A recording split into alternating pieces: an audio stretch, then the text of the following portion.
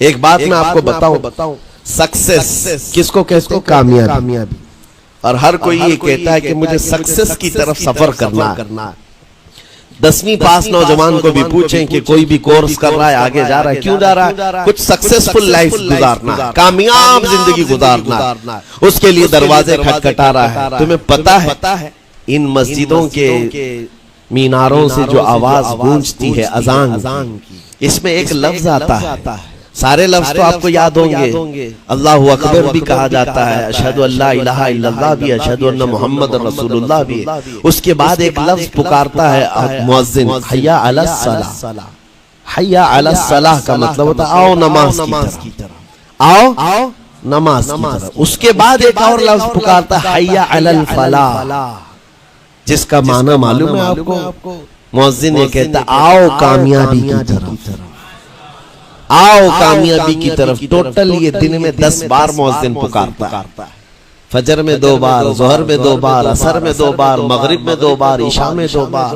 کتنی مرتبہ پکارا؟ 10 بار پکارا تمہیں آؤ کامیابی کی طرف.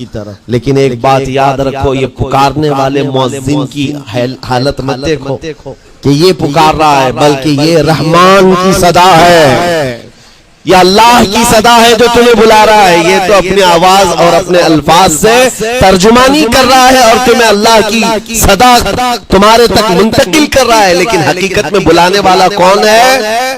اللہ. مسجدوں میں بلانے والا کون ہے؟ اللہ ہے. اللہ کی صدا پر آپ آ رہے ہو. اب سوچو، جو رحمان تمہیں 10 مرتبہ دن میں یہ بات پہنچا رہا، آؤ کامیابی کی طرف، آؤ کامیابی کی طرف، تم اس چیز کو چھوڑ کر کے کامیابی ان لوگوں کے سامنے ڈھونڈنے نکلے جن کو پیشاب کرنے کا سلیقہ نہیں معلوم، جن کو کھانے پینے کے طور طریقے نہیں معلوم.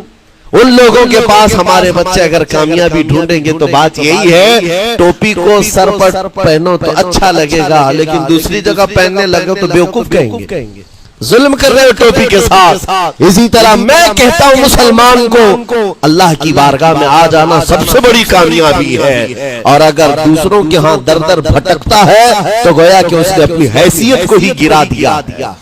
اسی لیے اقبال نے کیا کہا تھا، بہت اچھی بات، کہ وہ ایک سجدہ جسے تو گراں سمجھتا ہے. گراں کا مطلب کیا؟ بھاری. ایک سجدہ کرنے میں تو بھاری پن محسوس کرتا ہے.